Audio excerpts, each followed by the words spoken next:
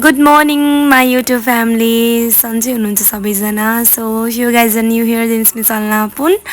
So हेर्न सक्नुहुन्छ हाम्रो घरको फुलबारीमा फुलहरू लागिसकेको छ. It means Dashain is coming near. So Dashain चाहिँ आउन लागिसकेको छ अनि यतापट्टि चाहिँ दसैँको आगमनसँगै यहाँ हाम्रो भिनाजु सरको आगमन भइसक्यो पल्टनदेखि.